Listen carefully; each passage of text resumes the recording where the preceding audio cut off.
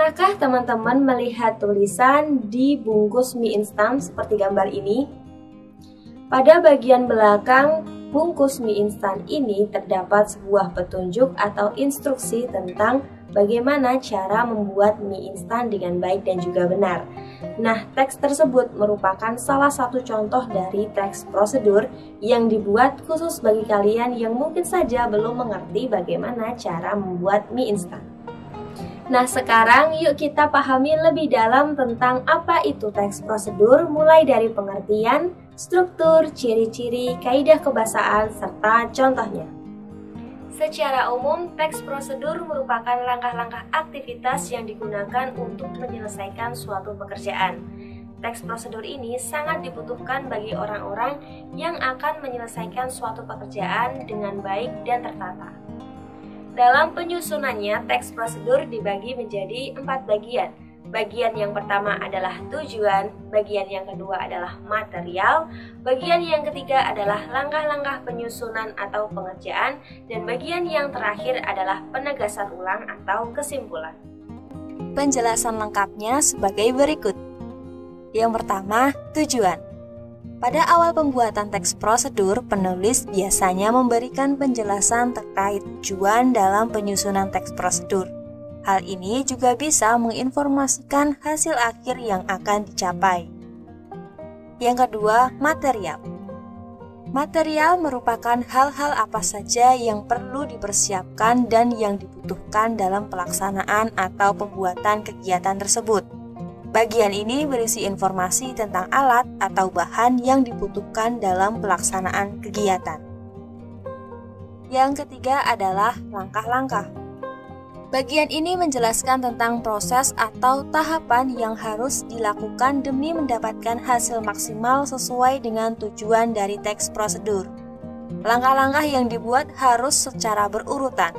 Selain itu, susunannya harus logis, sistematis, dan mudah dipahami oleh pembaca. Yang keempat adalah penegasan ulang atau kesimpulan. Bagian akhir ini menjelaskan tentang simpulan dari suatu prosedur yang telah dilakukan. Bagian ini bersifat opsional, yakni boleh ada dan boleh tidak ada dalam sebuah teks prosedur. Sama halnya dengan teks yang lain, teks prosedur juga memiliki beberapa ciri-ciri yang dapat membedakan dengan teks-teks lain. Apa sajakah itu? Yang pertama ada menggunakan kalimat perintah. Yang kedua, terdapat panduan yang harus dilakukan. Yang ketiga, menggunakan kata kerja aktif. Yang keempat, menggunakan konjungsi atau kata hubung. Yang kelima, terdapat aturan dalam hal bahan atau kegiatan. Yang keenam, menggunakan kata keterangan untuk menyatakan rincian waktu, tempat, dan cara. Yang ketujuh, terdapat isi kegiatan yang dilakukan secara urut. Dalam penyusunan teks prosedur perlu dilakukan dengan baik dan juga benar dengan memperhatikan kaidah-kaidah sesuai dengan fungsinya.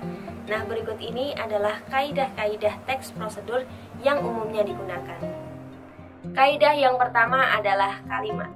Kalimat-kalimat yang digunakan terbagi menjadi 3 bagian. Kalimat yang pertama adalah kalimat imperatif, kalimat yang kedua adalah kalimat deklaratif, dan kalimat yang ketiga adalah kalimat interrogatif. Kalimat imperatif. Kalimat ini merupakan kalimat yang mengandung perintah. Kalimat imperatif ditandai dengan adanya hal yang harus dikerjakan merujuk pada perintah dalam kalimat.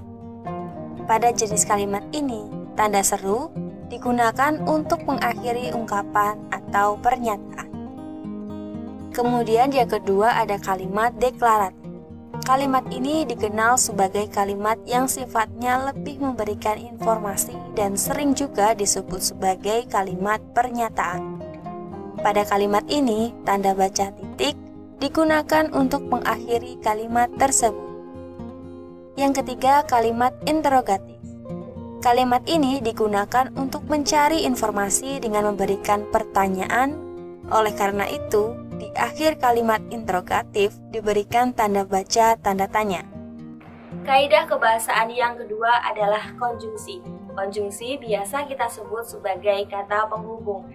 Nah, dalam teks prosedur terdapat dua macam konjungsi. Konjungsi yang pertama adalah konjungsi persyaratan dan konjungsi yang kedua adalah konjungsi temporal.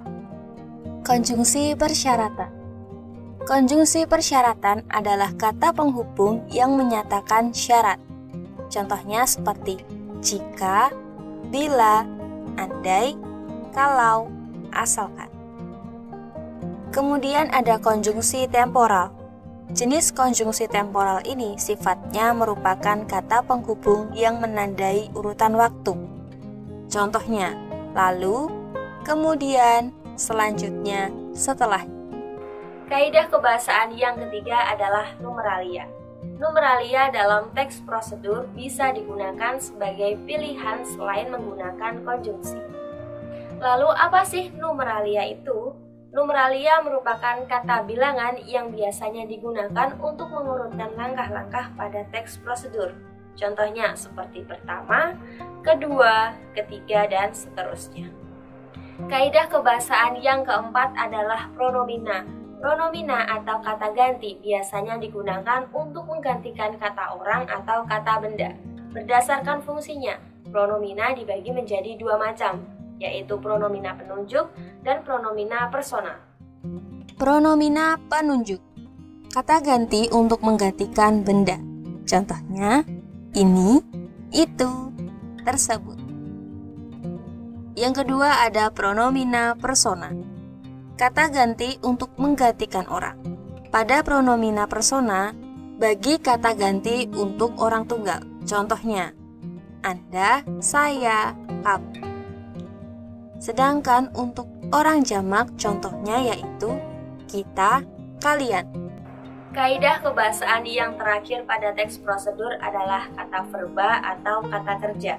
Verba pada teks prosedur dibagi menjadi dua macam, yaitu verba material dan verba tingkah laku. Verba material.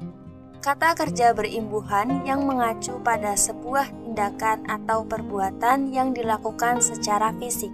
Contohnya, mengupas, mengiris, memaku, memotong, dan lain sebagainya. Kemudian ada verba tingkah laku. Kata kerja yang ditunjukkan lewat ungkapan. Verba ini juga dipahami sebagai kata kerja yang tidak tampak aktivitasnya. Contohnya, menyukai, berpikir, dan menyetujui. Petunjuk merupakan salah satu hal yang penting dalam kehidupan sehari-hari. Untuk mengerjakan suatu kegiatan atau pekerjaan, maka kita membutuhkan suatu panduan agar pekerjaan kita dapat selesai dengan baik dan juga benar. Nah, salah satu bentuk dari petunjuk adalah teks prosedur sesuai dengan materi yang sudah kita pelajari hari ini.